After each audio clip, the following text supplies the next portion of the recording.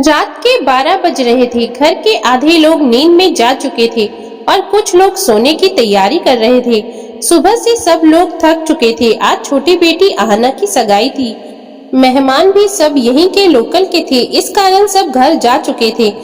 घर के बहू विभा और छोटी बेटी आहना रसोई में अपना काम निपटाकर थकी मांदी सोने जा रही थी। तभी अचानक घर के दरवाजे पर दस्तक हुई। दोनों अपने अपने कमरे में जाती जाती वहीं रुक गई और एक दूसरे की शक्ल देखने लगी कि इतनी रात को कौन आया होगा। तभी दोबारा दरवाजे पर दस्तक हुई। अब की बार आवाज तेज थी। अब इतनी रात को सीधा जाकर दरवाजा खोल देने में कोई समझदारी नहीं थी, इसीलिए विभा जाकर अपने पति अमन को जगा लाई। अमन ने दरवाजे के पास आकर पूछा, कौन है? बाहर से बस इतनी सी आवाज आई, मैं। शायद जो कोई दरवाजे पर था वो रो रहा था। आवाज में भी अजीब सी लड़खड़ाहट थी, इसीलिए ये समझ में नहीं आया कि कोई जान पहचान वाला है या अजनबी। आखिर अमन ने अपनी छोटी बहन आहना को इशारा किया, जाओ जाकर पापा को जगा लाओ। आहना अंदर गई और अपने पिताजी को जगा के ले आई। आखिर हिम्मत करके दरवाजा खोला तो सामने एक औरत शॉल में लिपटी हुई बेहोश पड़ी थी। अमन और श्रवण जी एक दूसरे की शक्ल देखे जा रहे थे। इतने में कलावती जी भी वहां पर आ गई और श्रवण जी को बोली, अरे जरा हिम्मत करके देखिए तो सही कि कौन है और यूं हमारे घर के दरवाजे पर क्यों पड़ी हुई है। पता नहीं कौन है जो आज इतनी शुभ घड़ी में अपशगुन फैलाने हमारे घर आ गया है। आखिर श्रवण जी ने हिम्मत करके बाहर आकर उस औरत के चेहरे पर से शॉल हटाया। उसका चेहरा देखते ही वो हैरान रह गए। उसका चेहरा सफेद पड़ गया और मुंह से सिर्फ इतना ही निकला, अरे आरती। उनके मुंह से आरती नाम सुनते ही कलावती जी और अमन दोनों बाहर की तरफ भागे। अपनी बड़ी बेटी को ऐसी हालत में देखकर कलावती जी की रुलाई छूट गई। हाय मेरे बच्चे को क्या हुआ? इतनी रात गए यहाँ पर और उसके चेहरे पर ये चोट के निशान कैसे? तब तक अमन ने इधर उधर देखते हुए कहा, माँ थोड़ी हिम्मत रखो। क्या घर के बाहर खड़े होकर तमाशा कर रही हो? पहले आरती को अंदर तो लेकर आओ। अगर किसी ने देख लिया तो बात का बतंगड़ बन जाएगा। आखिर अमन और कलावती जी आरती को सहारा देकर घर में लेकर आए। अंदर लाने के बाद उसे सोफे पर बैठाया। तब तक आरती थोड़ी होश में आ चुकी थी। अपने माता पिता और परिवार को देखकर उसकी रुलाई छूट गई। मैं उस घर को छोड़कर आ गई हूँ माँ। अब मैं उस घर में कभी नहीं जाऊंगी। वो लोग मुझे मार डालेंगे माँ। वो मेरा पति नहीं है, शैतान है।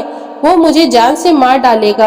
अपने माँ से लिपटते हुए वह जोर जोर से रो रही थी।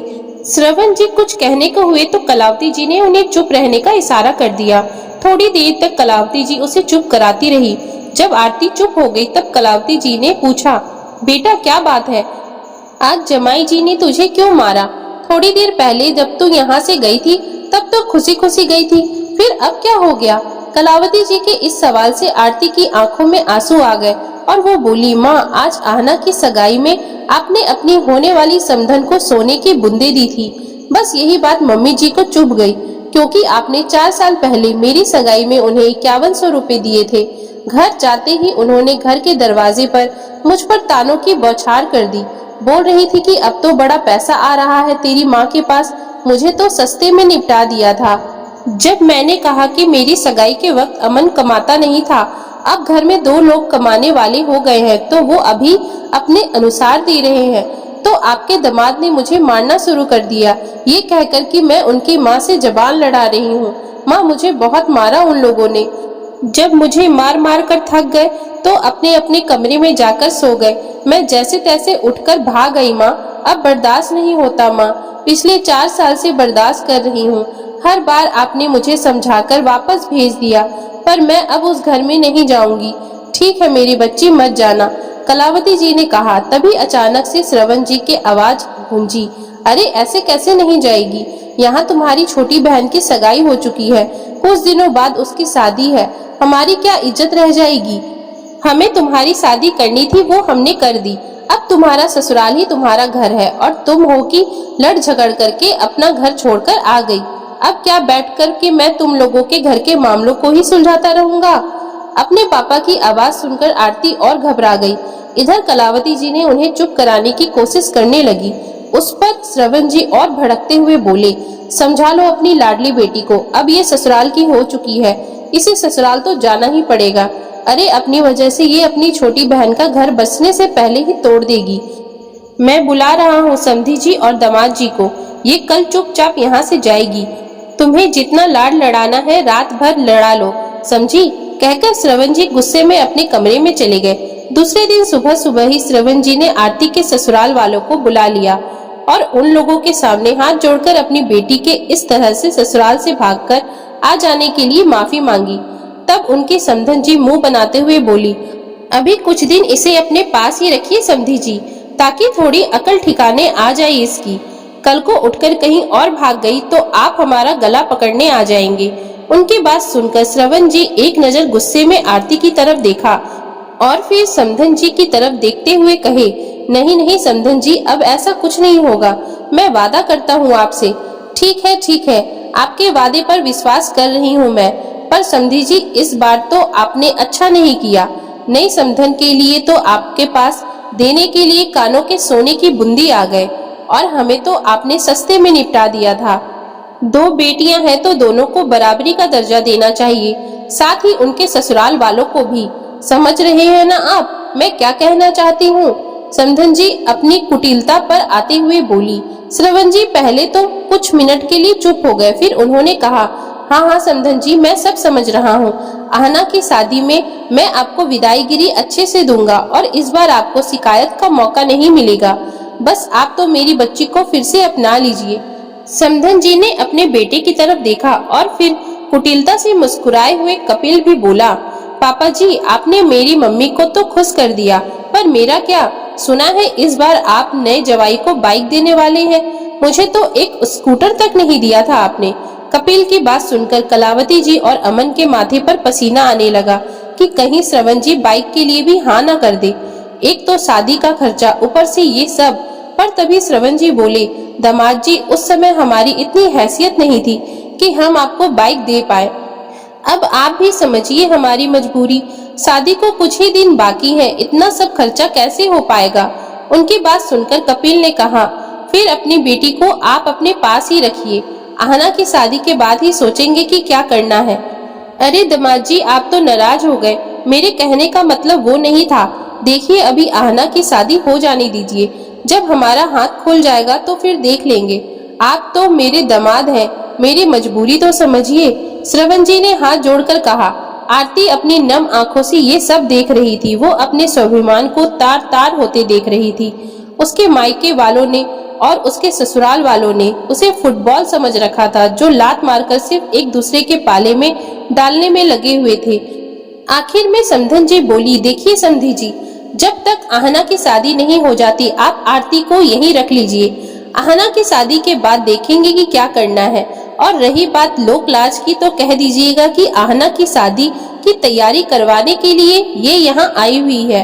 आपकी बात भी रह जाएगी और हमारी भी। बस अब हम चलते हैं। कहकर समधन जी हाथ जोड़कर खड़ी हो गई। आखिर में श्रवण जी इतना ही कह पाए, समधन जी आप लोग शादी में जरूर आइएगा, मैं वादा करता हूँ इस बार आप लोग खुश होकर ही जाएंगे। उनकी इस बात पर बिना प्रतिक्रिया दिए आरती के ससुराल वाले रवाना हो गए। श्रवण जी ने खा जाने वाली नजरों से आरती की तरफ देखा और चिल्लाते हुए बोले, यही संस्कार दिए थे तुझे हमने, अपने ससुराल से रातों रात भाग कर आ गई। हमारी इज्जत की जरा सी भी परवाह नहीं की तूने।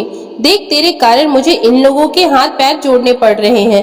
पता नहीं विदाई के नाम पर क्या क्या मांग कर ले जाएंगे ये भूखे लोग। अरे कम से कम हमारे बारे में नहीं तो अपनी छोटी बहन के बारे में तो सोच लिया होता। अरे आप शांत हो जाइए, अब क्या इसके पीछे ही पड़ गए हैं?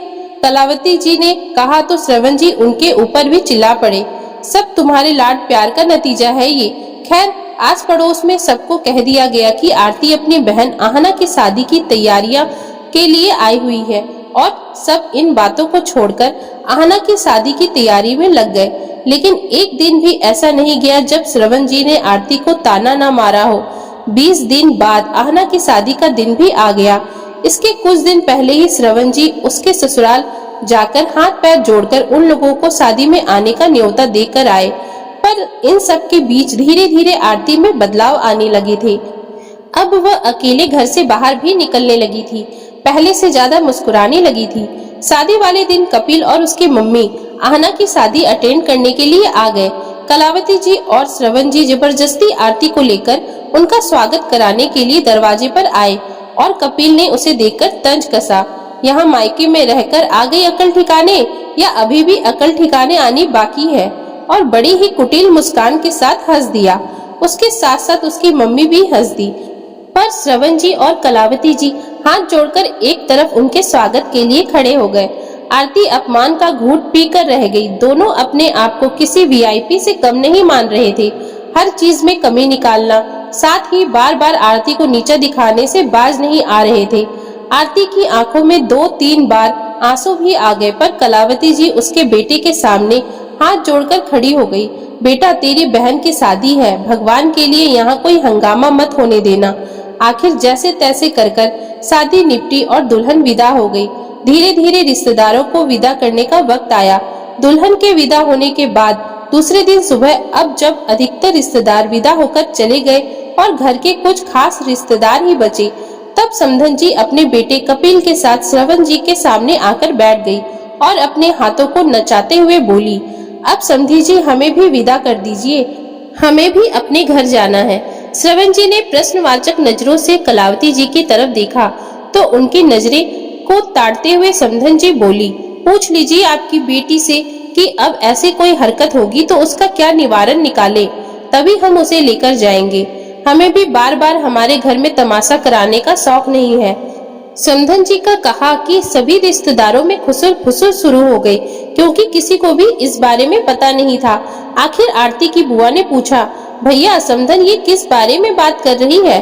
श्रवण जी नजरें झुकाए बैठे हुए थे तो समधन जी ने कहा, अरे अपने भैया से क्या पूछ रही हैं आप? अपने भगौड़ी भतीजी से पूछिए, रातों रात अपने ससुराल से भागकर अकेली यहाँ आ गई थी। भैया समधन जी ये क्या कह रही हैं? क्या हुआ आरती के ससुराल में?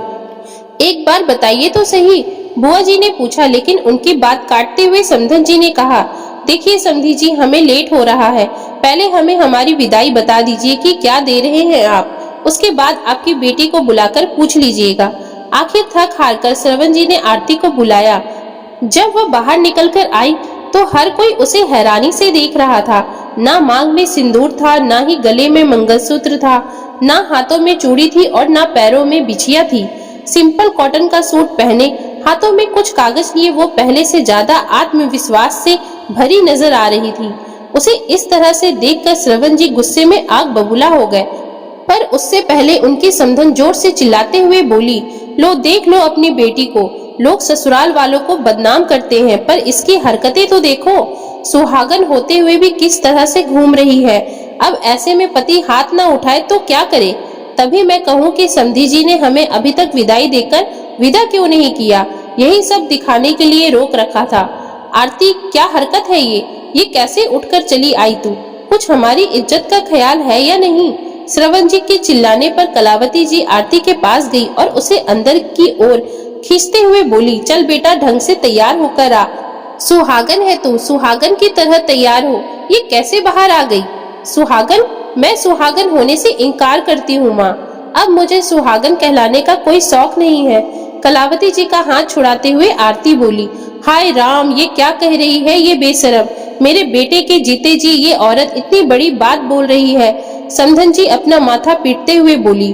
उन्हें देखकर आरती चिल्लाते हुए बोली, ऐसे पति से तो पति ना हो तो ही अच्छा है, और वैसे भी आज मैं ये रिश्ता तोड़ रही हूँ।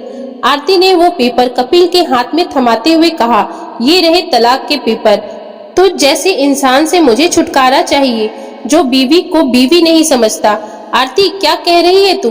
पागल तो नहीं हो गई है? कम से कम अपने पिता की इज्जत के बारे में तो सोच। हाँ पागल हो गई हूँ मैं, शायद पागल तो मुझे बहुत पहले हो जाना चाहिए था। हर बार ये लोग मुझे मारते और आप लोग मुझे समझा बुझाकर वापस भेज देते। क्यों करूं मैं आपकी इज्जत की परवाह? थप्पड़ मुझे पड़ता है, बेरहमी से मुझे पीटा जाता है, दर्द मुझे होता है। आप लोगों का क्या है? आप अपनी इज्जत लेकर बैठे रहते हो। किसी को मेरे दर्द की परवाह नहीं तो मैं क्यों आपकी इज्जत की परवाह करूं? आरती ने कहा तो कलावती जी नजरें झुकाकर खड़ी हो गई। श्रवण जी भी लगभग चिल्लाते हुए बोले, अगर तूने रिश्ता तोड़ा तो फिर तुझे भी इस घर में जगह नहीं मिलेगी। मुझे भी आपके घर में रहने का कोई शौक नहीं है पापा। आप क्या मेरे मरने का इंतजार कर रहे हैं? उस दिन इतनी बेरहमी से पीटा इन लोगों ने, फिर भी आप मुझे उसी घर में जाने के लिए कह रहे हैं। आपकी बेटी जब लाश बन जाएगी तब तो सुकून मिल जाएगा ना आपको। मैंने स्कूल में नौकरी ज्वाइन कर ली है और मैं हॉस्टल में रहकर अपनी जिंदगी बिता लूंगी, पर ना मुझे ऐसे मायके वालों की जरूरत है और ना ही ऐसे ससुराल वालों की। उसकी बात सुनकर श्रवण जी कुछ कह नहीं पाए और चुपचाप नजरें झुकाए सोफे पर बैठ गए। समाज बड़ा तुम्हें इज्जत से रहने देगा और इस स्कूल की छोटी सी नौकरी में पूरा जीवन बिताने की बात कर रही है। अच्छे से आटे दाल का भाव पता चल जाएगा, कपिल ने कुटिलता से कहा। तो आरती उसकी तरफ देखकर बोली, माना कि स्कूल की नौकरी छोटी है, तनख्वाह कम है, पर स्वाभिमान से तो जी पाऊंगी और आटे दाल के भाव की बात तुम तो मत ही करो तो अच्छा है, जो छोटी छोटी चीज के लिए मेरे मायके की तरफ मुंह उठाकर चले आते हैं। कम से कम अब मैं अपनी जिंदगी अपने तरीके से जीऊंगी, यूं फुटबॉल की तरह एक पाले से दूसरे पाले में धकेली नहीं जाऊंगी। और इस गलतफहमी में मत रहना कि मैं तुम्हें इतनी आसानी से छोड़ रही हूँ। बदले में तुमसे भरण पोषण के पैसे भी लेकर रहूंगी। एक फूटी कौड़ी ना दूं तुझे मैं। समझती क्या है अपने आप को? अपने मायके बुलाकर बहुत इज्जत उतारी है हमारी। आरती की सास भी अभी हार मानने को तैयार नहीं थी। आप लोग नहीं देंगे तो कोर्ट से पैसे निकलवाऊंगी, पर अब तो मैं अपने पर आ चुकी हूँ, सब करके दिखाऊंगी। आरती की बात सुनकर उसकी सास और कपिल तुनकते हुए वहां से निकल गए। वहीं आरती भी अपने दोनों हाथ जोड़कर अपने माता पिता से विदा लेकर हॉस्टल में रहने चली गई। कुछ समय बाद आरती का तलाक हो गया और उसने अपने भरण पोषण के लिए कपिल से एक मुश्त राशि भी ली। आज आरती हॉस्टल में रहकर स्कूल में नौकरी करते हुए अपने स्वाभिमान के साथ जी रही है। दोस्तों, अगर किसी की बेटी ऐसी हालातों का सामना कर रही है तो आप उसका साथ दें, उसे हिम्मत दें, ना कि आरती के पिता की तरह वापस उसी जहन्नुम में वापस लौटने पर बार बार मजबूर करें। क्योंकि बेटी की सिर्फ शादी करके विदा कर देना ही एक माँ बाप का फर्ज नहीं होता, बल्कि अगर बेटी किसी मुसीबत में है तो उसका हर मुसीबत में साथ देना भी आपका फर्ज बनता है, ताकि वो इस तरह की छोटी और घटिया सोच वाले लोगों से बच सके। तो दोस्तों, अगर आपको हमारी आज की ये कहानी अच्छी लगी हो तो कृपया आप हमारे चैनल को लाइक, शेयर और सब्सक्राइब जरूर करें, जिससे हम आपके लिए और भी अच्छी अच्छी कहानियाँ लाते रहें। Thank you for watching.